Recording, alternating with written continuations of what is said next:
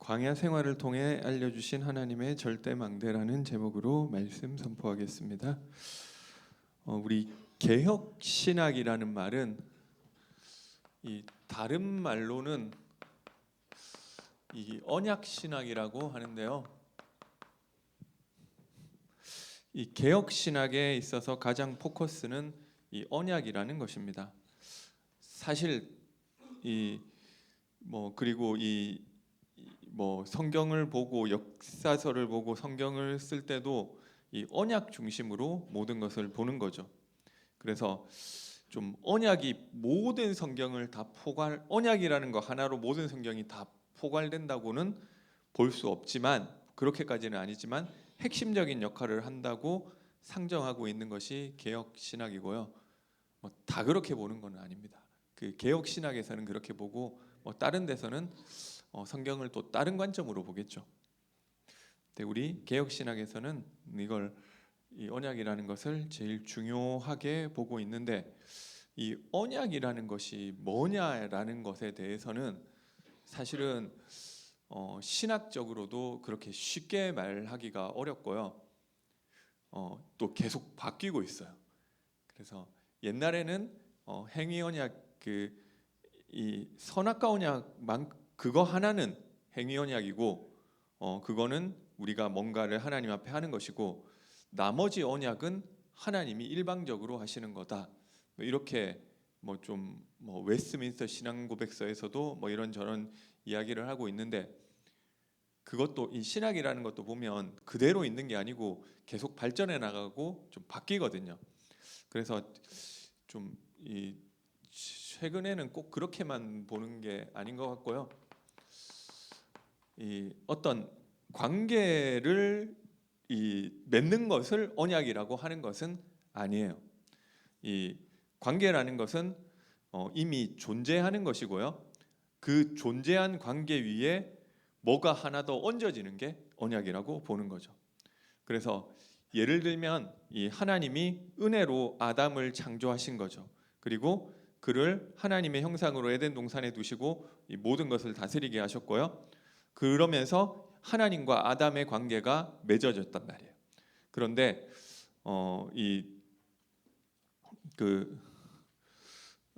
그리고 창세기 2장에서 이 명령을 하시죠.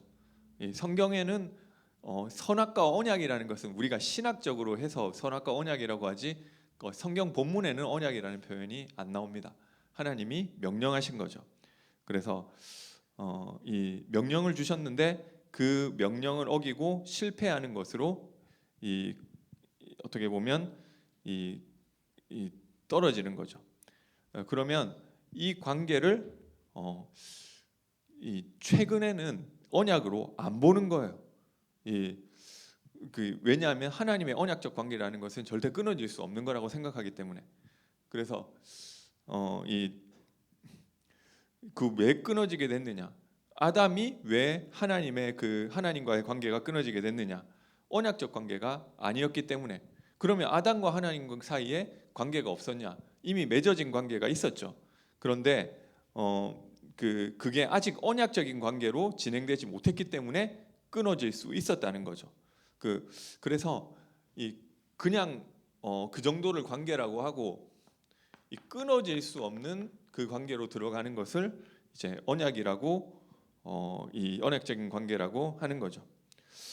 그냥 관계는 됐지만 이 언약이 안 맺어지면은 끊어질 수 있는 관계라는 거죠. 그래서 아담은 이 하나님의 형상이라고 하는 하나님과 엄청난 중요한 관계를 맺었지만 아직 언약적 관계까지는 들어가지 못했던 거예요. 그러니까 끊어질 수 있는 부분이 있는 거죠.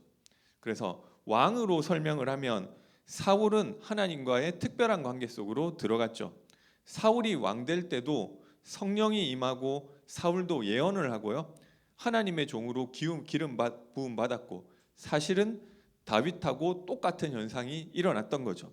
다윗도 기름 부음 받았을 때 여호와의 신에 크게 감동되고 이런 충만한 일들이 일어났는데 사울도 이런 일들이 있었다는 거죠. 이 말은 하나님과 사울 사이에 관계가 맺어진 거라는 거죠. 그런데 사울은 나중에 버림받았죠. 그러니까 그 버림받은 사울과 하나님의 관계는 언약적 관계까지는 못 들어갔다는 거예요. 그냥 하나님과 왕과의 관계지. 그런데 다윗과 하나님의 관계는 어땠냐? 처음에는 사실 사울과 하나님과의 관계와 똑같이 시작했어요. 그런데 이 다윗과 하나님은 언약적인 관계에 들어가는 일이 생기죠.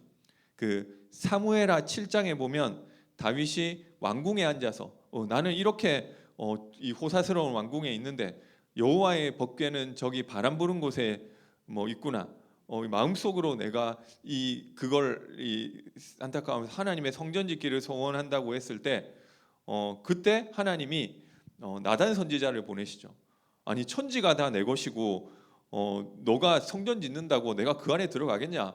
모든 만물이 다 하나님의 것인데. 하지만 하나님이 그 다윗의 중심을 소중하게 여기시는 거죠. 네 마음만으로도 내가 족하다고 하면서 거기서 언약을 주시죠. 내가 내 왕위를 영원토록 하나님 앞에서 무너지지 않게 할 것이다. 이것이 이제 다윗과 하나님이 맺은 언약적인 관계죠. 원래 관계가 있었던 데서 새로운 관계가 덧붙여지는 것을 이야기하는 거예요. 그래서 아담과 하나님과의 관계는 그 관계가 아니었기 때문에 끊어질 수 있는 관계였다면은 다윗과 하나님의 관계는 절대 안 끊어지죠. 그래서 어떻게 보면 다윗이 사울보다도 더한 죄를 지었는데도 안 끊어진다니까요. 왜냐하면 이미 언약적 관계로 들어가 버렸기 때문에. 그리고 아브라함을 하나님이 부르실 때도 이미 아브라함과 하나님 사이의 관계가 형성이 돼 버렸죠. 그런데 아브라함과 하나님 사이의 관계는 그때 언약적인 관계가 맺어졌던 것은 아니에요. 그리고 17장에 창세기 12장에 하나님과 아브라함 사이의 관계가 맺어지는데 17장에 이 할례라는 단어가 나오면서 그때 언약이라는 단어가 처음 등장하기 시작하고 그 진짜 언약적 관계가 하나님께 인정받는 것은 창세기 22장에서 이삭을 드릴 때 맺어지는 거죠. 그래서 그 창세기 22장에서 그 언약적 관계에 들어갔기 때문에 아브라함과 아브라함 본인뿐만 아니라 그 후손까지도 절대로 하나님과 끊어질 수 없게 된 것입니다. 그래서 이스라엘 백성을 하나님이 택하시는 간격을 출애굽기 2장에 보면 하나님께서 아브라함과 이삭과 야곱과 맺었던 언약을 기억하셨다고 이야기하고 있는 것입니다. 그래서 왜 하나님이 이스라엘 백성을 찾아가셨냐? 아브라함과 맺었던 언약 때문에 가신 것입니다. 그러면 시내 산에서 이스라엘 백성과 맺은 거는 뭐냐? 원래 아브라함 자손에게 주셨던 언약을 갱신하는 거라고 다시 확인하는 거라고 보는 거죠. 뭐 이제 새로운 언약을 주는 것이 아니라 원래부터 아브라함으로 말미암아 하나님과 이스라엘 민족은 언약적 관계 속에 들어갔는데 근데 후손들이 아브라함도 놓치고 여호와도 놓치고 그러니까 그것을 상기시켜 주는 것이 이 시내산 언약이라는 거죠. 그래서 이미 맺어진 언약을 되풀이하는 것으로 보고 있는 거죠. 그래서 구약 성경에서 이 언약이라고 하는 것은 하나님과 영원히 깨어지지 않는 관계 가운데 들어갔을 때 그 관계를 언약적 관계라고 하는 것으로 봐야 되는 거죠. 그래서 이 하나님과 하나님의 백성이 이 관계가 맺어질 때는 1차적으로는 일반적인 관계가 먼저 맺어지고 언약적인 관계는 그 맺어진 관계 위에 추가되면서 뭔가 이루어지는 것. 기존에 있었던 관계가 좀 더 발전되는 상태에서 맺어지는 것이라고 보는 것이 커다란 틀인 거죠. 이게 이 이야기를 왜 하느냐면은 이 성경을 뭐 이제 이후에 뭐 계속 보는 데 있어서 하나님의 언약의 하나님이시고 이 언약을 성취하시는 하나님이라는 관점으로 이 모든 성경을 봐야 되기 때문에 그 언약이 뭔지를 조금 이게 사실 이런 정의 같은 것도 계속 바뀌지만 뭐 어쨌든 이렇게 좀 확인을 할 필요가 있는 것이고요. 역사서 이제 신명기, 사사기, 룻기, 뭐 사무엘상하, 역대상하, 열왕기상하를 볼 때도 이 부분을 생각하고 있어야 되는 이 언약이라는 것을 생각하고 있으셔야 되는 거예요. 충분히 이스라엘을 버려야 되는데도 불구하고 하나님이 버리지 않으시죠. 왜 그러냐? 하나님은 언약에 신실하신 하나님이시기 때문에 그렇다. 그래서 성경에서 이야기하고 있는 이 언약이라는 것은 어떻게 보면 이 영속성, 이 지속성을 담보하고 있는 언어가 이 언약이라는 단어인 거죠. 그래서 뭐 좀 쉽게 이야기할 수 있는 건 아니에요. 내가 만약에 그리스도 안에서 이 하나님의 언약의 백성이라고 한다면은 그 언약은 내가 뭘 좀 잘하고 못하고 해서 끊어질 수 있는 관계가 아니라는 거예요. 하나님이 언약을 그렇게 사용하지 않으시죠. 그거는 하나님과 아담이 내가 뭘 좀 잘한다고 이어지고 못한다고 끊어지는 것은 하나님과 아담이 가졌던 관계지. 어떻게 보면은 우리는 하나님과 아담의 이 에덴 동산에 있었던 그 정도 관계가 아니라는 거예요. 우리는 절대로 끊어질 수 없는 아담보다도 더 나은 언약 체결 상태에 지금 있다고 하는 것입니다. 그렇게 생각한다면 아브라함을 이제 볼 때도 창세기 12장에 이미 언약의 내용이 나왔어요. 그렇지만 언약적인 관계는 체결되지 않았다는 거죠.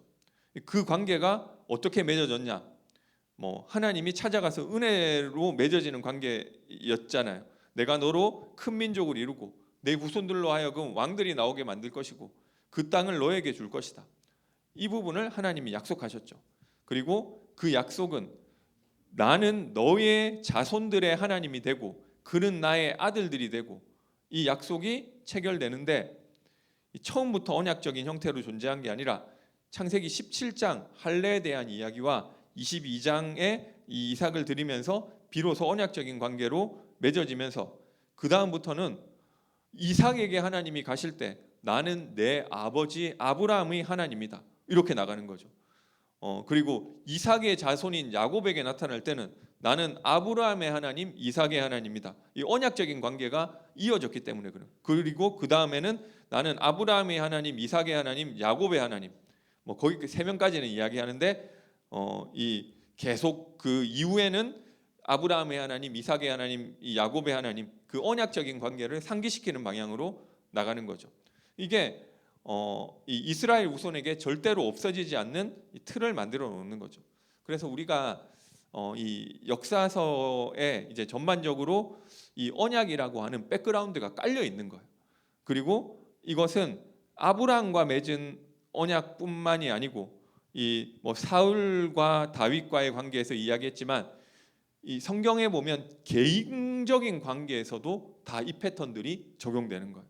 그래서 이 결국 성경 전체에서 이야기하는 것이 하나님이 우리와 관계를 맺는 것이고 이 관계라는 것은 전적인 은혜를 바탕으로 맺어진다. 이것이 첫 번째이고 두 번째 거기서 끝나는 것이 아니라 한 단계 더 나간 언약적인 관계로 발전된다는 것. 이 언약적인 관계로 발전되면 절대로 안 끊어지는 거죠.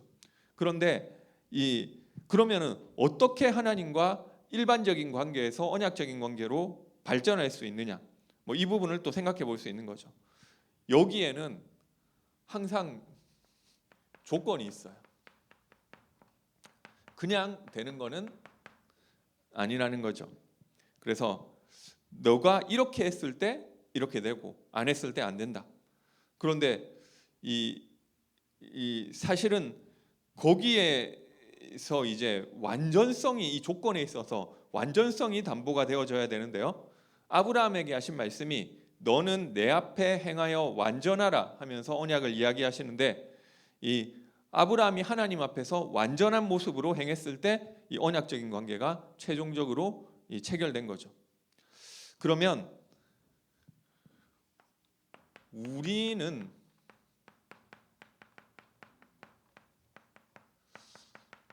그 입장에서 보면 하나님께서 우리와 관계를 맺으신 거는 사실 창세전에 이미 선택해 주셨을 때 하나님과의 관계가 맺어진 거죠. 은혜로. 그렇죠? 그런데 이 창세전에 하나님이 택하신 것이 무엇을 담보로 언약적인 관계로 들어가느냐? 이게 완전성이 필요한 거예요. 너는 내 앞에 행하여 완전하라. 아브라함에게 언약을 이야기하실 때도 그 말씀을 하신 거죠. 그 완전한 행위를 통해서 언약적 관계로 들어갈 수 있는데 그런데 우리에게는 그 행위가 없죠.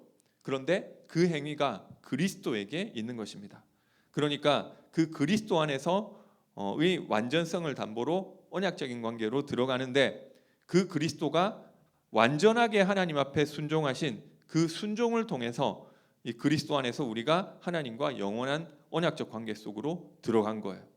그러므로 누구든지 그리스도 예수 안에 있는 자에게는 결코 정죄함이 없고 사망에서 생명으로 옮겼느니라. 이 무너지지 않는 관계로 세워진 거죠.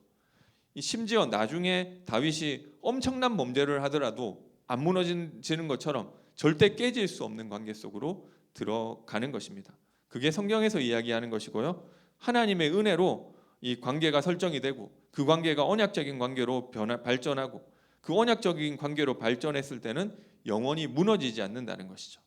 하나님이 창세전에 우리를 택하신 은혜로 선택하신 것 때문에 하나님이 우리를 택하셨을 때 이미 하나님과 관계가 맺어졌고요. 언제 그것이 영원히 무너지지 않는 관계로 들어가느냐?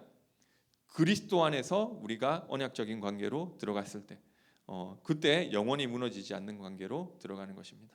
이게 신약에 나온 개념이 아니고 처음부터 성경에서 계속해서 이야기하고 있는 것이고요. 신명기에서 크게 다루고 있는 문제가 있는데요. 신명기가 중요해요. 성경에서 이 모세 오경이라고 하는데 오경 중에 제일 중요한 책이 신명기고요. 왜냐하면 신명기의 관점으로 창세기를 해석할 수 있고 신명기의 관점으로 출애굽기를 해석할 수 있고 신명기의 관점으로 레위기와 민수기를 볼 수 있는 틀을 주기 때문에 오경 중에서 신명기가 제일 중요하다. 그리고 뒤의 모든 성경도 사실은 신명기적 관점으로 다 해석을 하고 있어요. 그래서 이거를 어떤 최근에 신학자가 무슨 얘기를 했느냐면 모세 오경이라고 할 게 아니라 모세 육경이라고 해야 된다. 그 신학자가 아무튼 뭐 했는데 왜 육경이냐? 여호수아서를 보니까 신명기랑 완전 똑같다. 신명기와 똑같은 그 기준과 해석을 가지고 언어도 똑같은 단어를 쓰고 신명기의 잣대를 가지고 똑같은 그 내용을 썼는데 이거 신명기나 여호수아나 똑같은 거 아니냐? 모세 육경이라고 해야 된다. 신명기랑 여호수아 완전 똑같은 책이다. 이런 식으로 신명기 이걸 그렇게 해서 그렇게 봤다는 거죠. 그러니까 자세히 보니까 언어도 똑같고 관점도 똑같고 이거 모세 육경이라고 해야 되는 게 아니냐. 근데 뭐 나중에 또 나온 이론은 아니다. 여호수아만 그런 게 아니라 사사기도 신명기적 관점으로 해석하고 있다.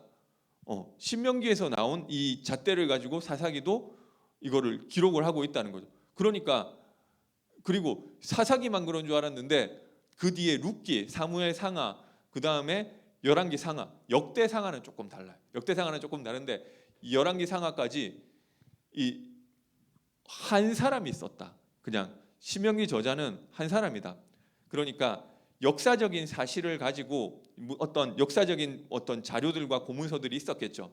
그거를 가지고 한 사람의 저자가 이 신명기적 관점을 가지고 다 같은 커멘트를 다른 것이 나머지 역사서다. 뭐 이런 얘기까지도 있는 거죠. 그러면은 뒤에 모든 성경을 보는 이 눈을 뭐 어떤 관점을 가지고 썼을 거 아니에요. 사사기도 관점을 가지고 썼을 것이고 사무엘 상하도 관점을 가지고 썼을 것이고 그 해석학적인 관점을 제시해 주는 것이 신명기라는 거죠. 그렇기 때문에 한 사람이 썼는지 아닌지는 잘 몰라요. 그런데 아무튼 그런 설이 있어요. 그러니까 그게 유력한 설 중에 하나예요. 뭐 그러니까 같은 관점으로 써져 있다는 것은 맞아요. 뒤에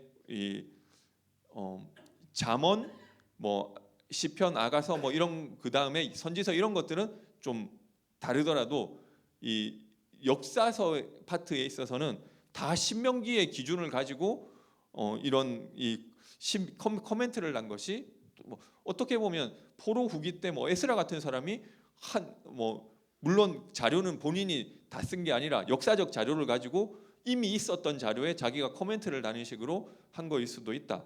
안 그러면 어떻게 이렇게 모든 구조가 다 일관적으로 돼 있다는 거죠. 그러면 좀 신명기가 좀 이 구약 성경 중에서 굉장히 중요한 위치를 차지하고 있다고 볼 수 있는 거죠. 근데 여기 신명기에서 크게 다루고 있는 이 문제가 모세의 세 편의 설교로 이루어져 있는데요. 이 두려움과 이 교만에 대한 부분인 거죠. 이 두려움은 왜 이게 되게 많이 언급돼 있어요. 1장 21절, 29절, 32절, 38 두려워하지 말라. 3장 21절, 7장 18절, 21절, 28장 10절, 31장 두려워하지 말라는 이야기를 계속하고 있는 거죠. 왜냐하면 겁나잖아요. 이제 9세대가 다 죽었고요. 광야에서 신세대들을 데리고 모세가 이 가나안 땅에 들어가기 직전에 이 언약을 다시 상기시켜 주는 내용이고 이제 가나안 땅을 들어가야 된다는 거죠.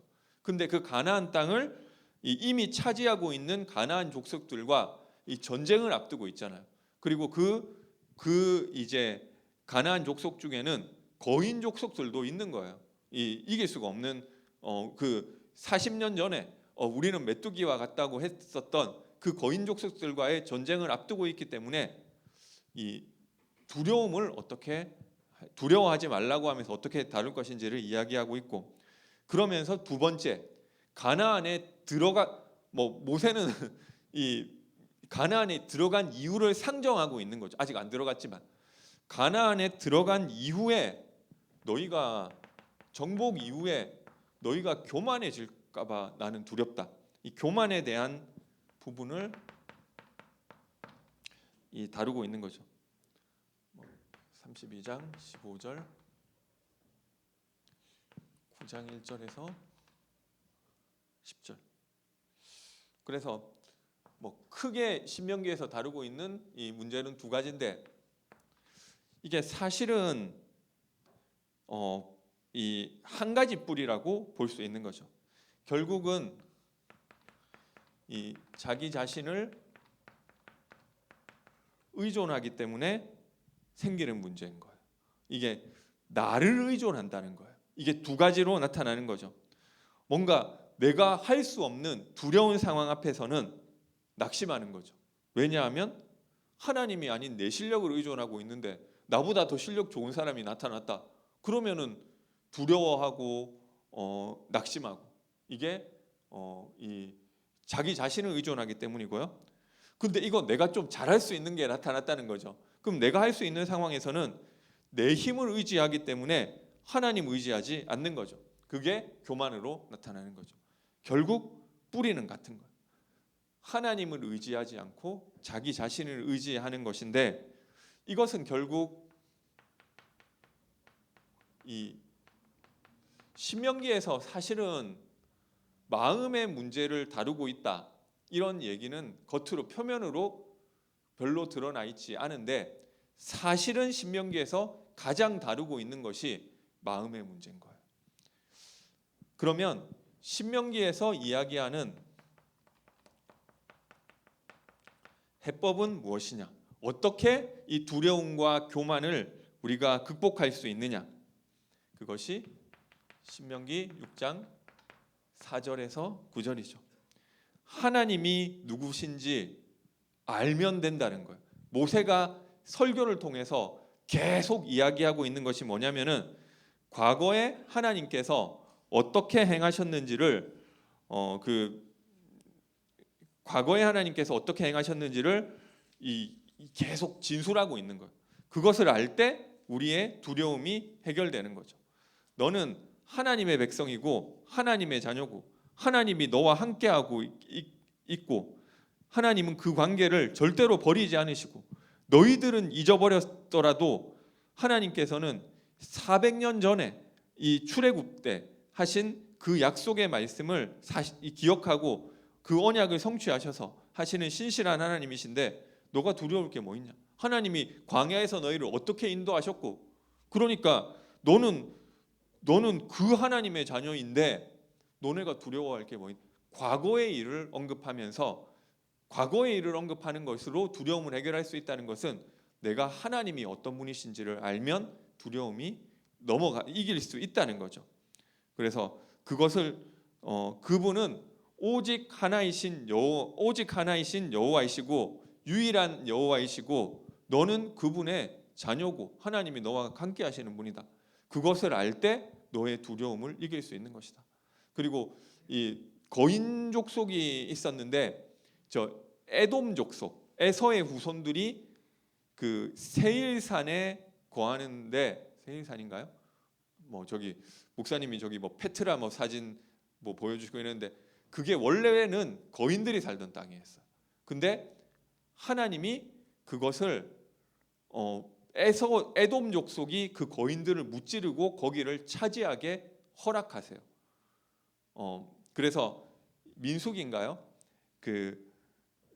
저기 이스라엘 백성이 에돔 족속의 땅을 들어가는데 그 땅 사람들하고 싸우지 말고 그 땅을 지나가려고 하는데 만약에 못 지나게 지나가게 못하게 하면은 가나안 족속이 못 지나가게 하면 무찌르고 가는데 그냥 돌아가라.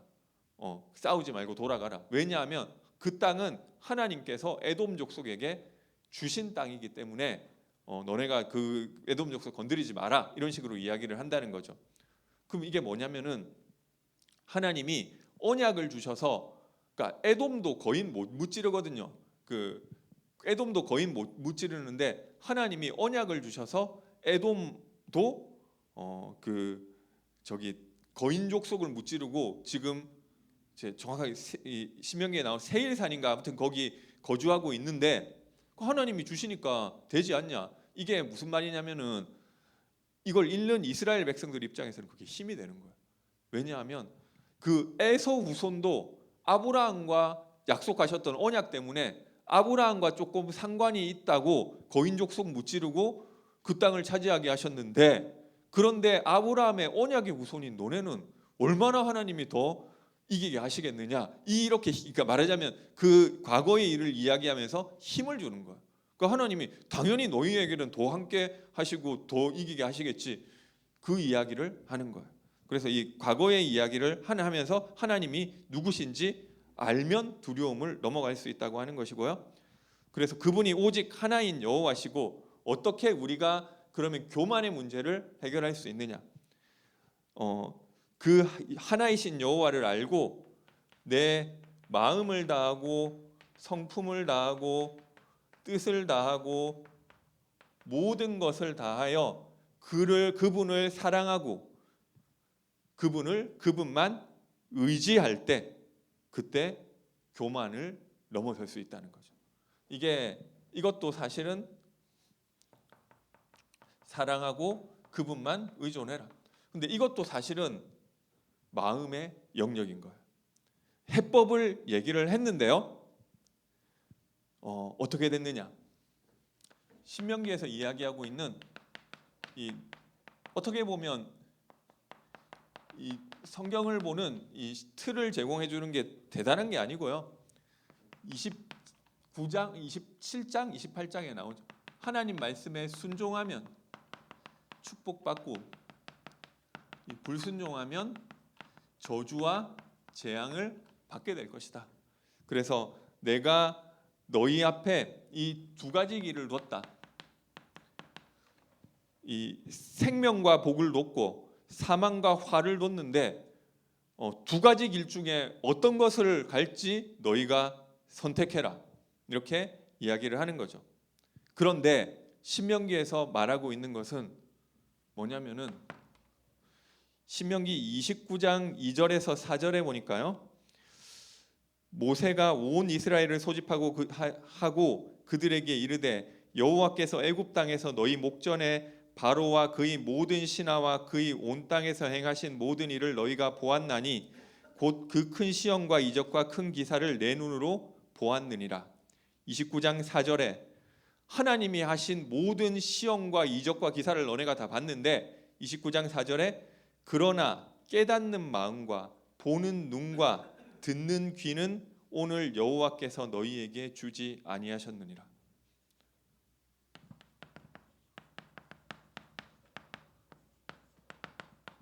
하나님이 깨닫는 마음을 주지 않으셨고요, 보는 눈을 주지 않으셨고 듣는 귀를 주지 않으셨다. 너희가 분명히 하나님의 그 큰 이적과 기사를 봤지만 너희에게 깨닫는 마음과 보는 눈과 듣는 귀를 준 적이 없다는 거예요. 그리고 29장 29절에 보니까 감추어진 일은 우리 하나님 여호와께 속하였거니와 나타난 일은 영원히 우리와 우리 자손에게 속하였나니 이는 우리에게 율법의 모든 말씀을 행하게 하려 하심이라. 나타난 일은 우리와 우리 자손에게 속해 있는데요, 아직 감추어져서 하나님 여호와께 속한 것도 있다. 너희가 깨달을 수 없고 보지 못한 것들이 여전히 하나님께서 깨닫도록 하시지 않은 부분이, 아직 감추어진 부분이 여전히 존재한다는 거예요. 그러니까 어떤 결과가 나오느냐면, 모세는 미래를 알고 있어요. 이 미래를 보고 마지막에 예언을 하는 거거든요.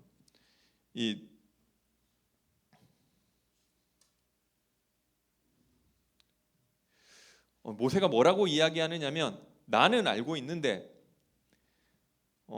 내가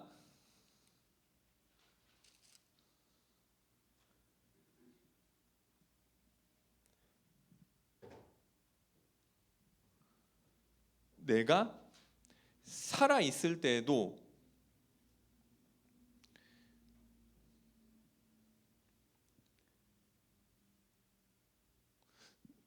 내가 살아 있을 때에도 너네가 너희들이 여호와를 배역했는데 내가 죽고 난 다음에는 어떻게 되겠느냐? 너희들은 반드시 언약을 깨뜨리게 될 것이다.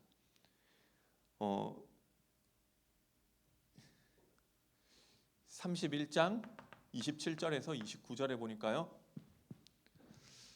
내가 너희의 반역함과 모기 고든 것을 아나니 오늘 내가 살아서 너희와 함께 있어도 너희가 여호와를 거역하였거든 하물며 내가 죽은 후의 일이랴.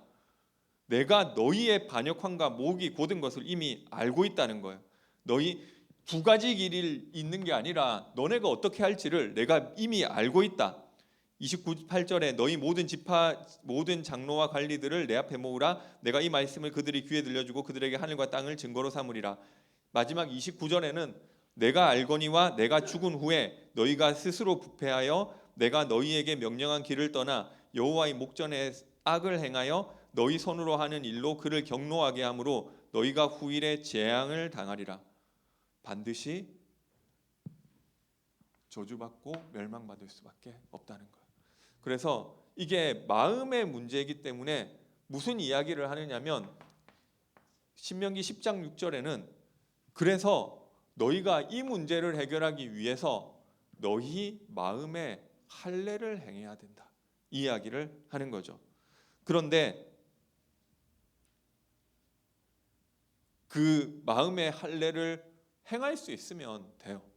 이게 마음을 바꾸면은 이렇게 돼요. 그죠? 이걸 선택할 수 있고요. 그런데 안 된다는 거죠. 왜냐하면 너희는 이 하나님이 깨닫는 눈을 주시지 않았고 너희는 목이 곧고 패역한 백성이기 때문에 그게 안 되기. 그래서 10장 6절에 너희는 너희의 마음에 할례를 행해야, 그러니까 계속 마음의 문제를 다루고 있는데 할례를 행해야 될 거라고 하는데, 하나님 그래서 이제 나는 교만 안 하고 나는 두려워 안 할래요 해가지고 되면은 돼요. 근데 그게 안 된다는 거죠.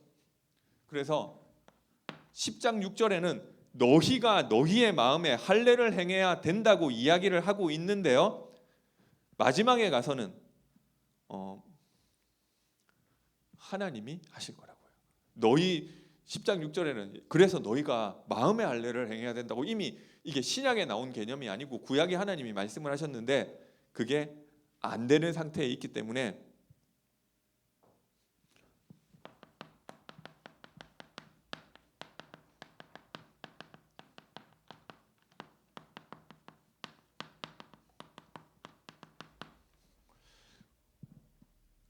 이게 30장은 이 말세에 일어날 일을 이야기하고 있는데요. 후일에 말세, 이게 어디 아무튼 이 말세를 예언하고 있는 것. 말세에 너네가 할 수 없기 때문에 그것봐 안 되지. 그래서 하나님이 6절에 보니까 30장 6절이죠. 오늘 본문 말씀. 내 하나님 여호와께서 내 마음과 내 자손의 마음에 할례를 베풀어 주실 것인데 그렇게 되면 너로 마음을 다하며 뜻을 다하여 내 하나님 여호와를 사랑하게 하사 너로 생명을 얻게 하실 것이다.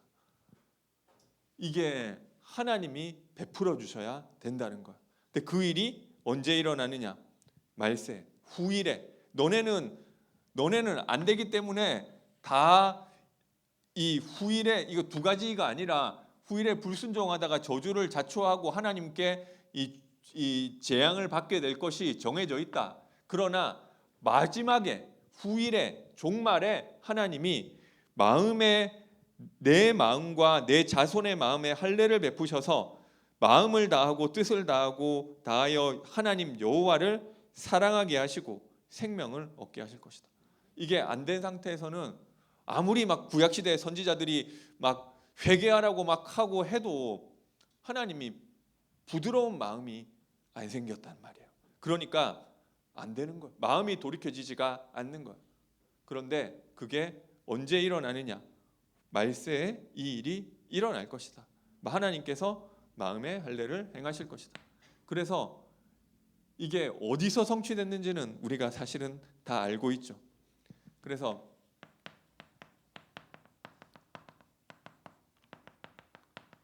예수님께서 뭐라고 하셨느냐면 요한복음 14장 26절에 내 이름으로 보내실 성령 그가 오시면 우리 생각나게 하시고 깨닫게 하시고,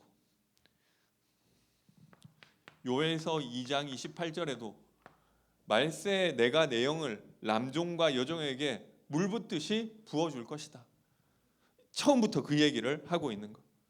그 성령이 임하시면 너희가 권능을 받게 될 것이다. 그리고 이 성령이 임하시면 거기 반드시 요한복음 15장 3절에서 4절에 보니까 열매가 따라온다는 거죠. 우리 베드로후서에서의 이야기도 진짜로 그리스도를 안다면은 하나님의 신성한 성품에 참여하게 되고 열매가 나타나게 된다는 그 이야기를 하고 있는 거예요. 이게 되어지는 그 일이 일어났다는 거죠.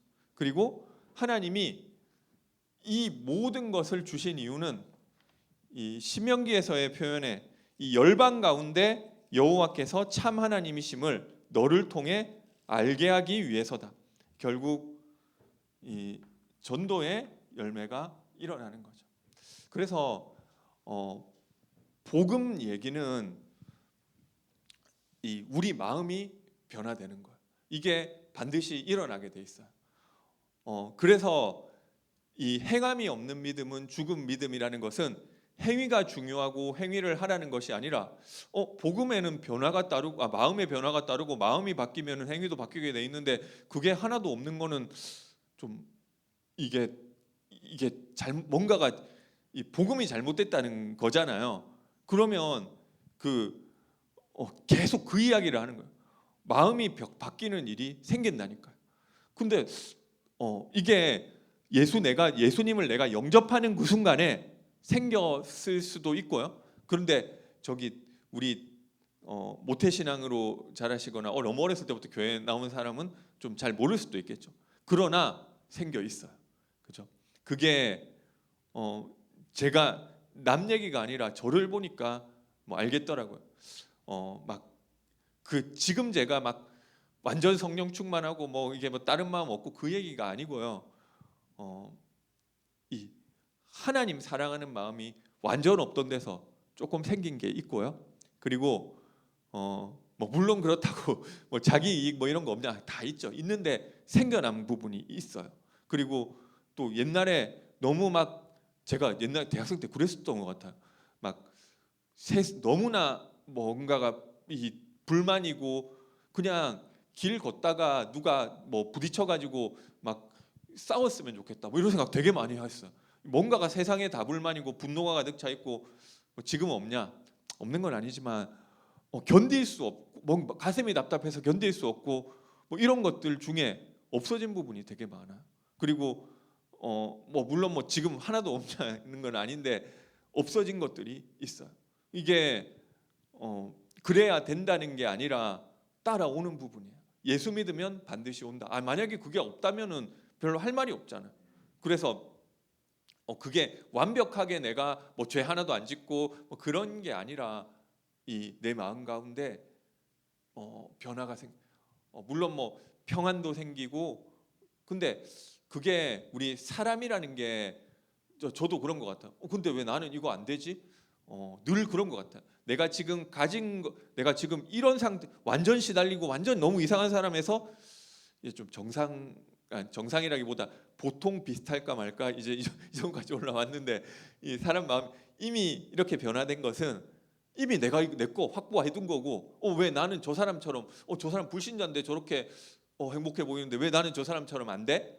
이렇게 그러니까 생각을 하니까 내가 가지지 못한 부분을 더 크게 보니까 내 마음은 여전히 안 되는 것 같고 뭐 이런 것들이 더 느껴지지만 저도 잘 몰랐어요.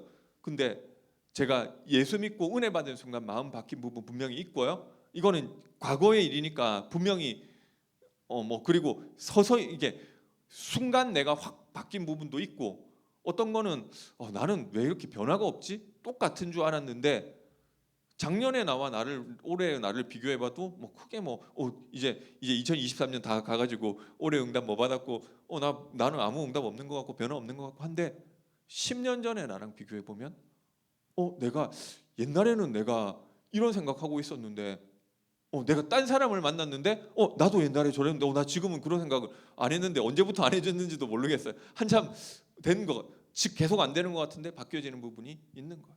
그렇죠? 그래서 이런 일들은 너무나 많아요. 그래서 되어지는 은혜. 근데 하나님이 이것을 우리에게 주신 이유가 뭐냐? 신명기를 통해서 나를 통해 이 열방이 여호와의 영광을 알 수 있게끔 그 나를 대표적으로 불러주신다는 거죠. 그래서 신명기도 결국은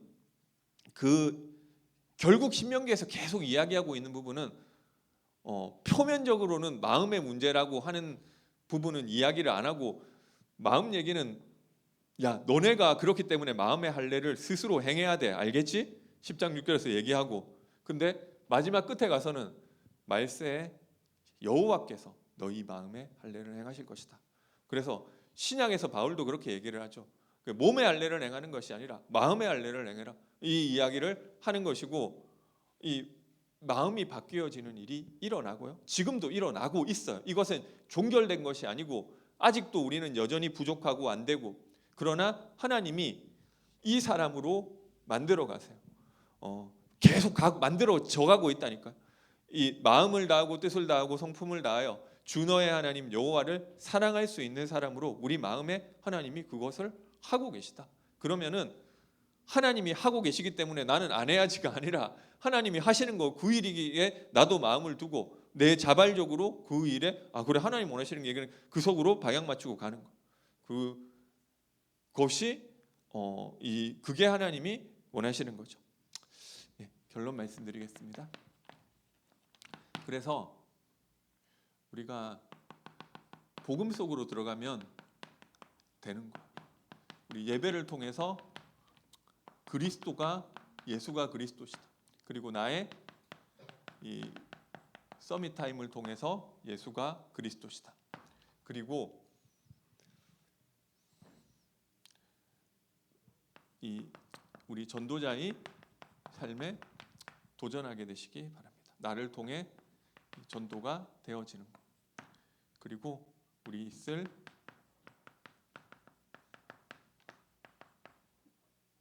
연말행정을 위해서 기도하시고요.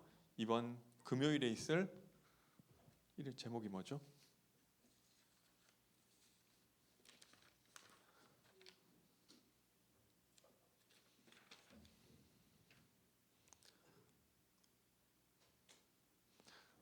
WIO 앙상블.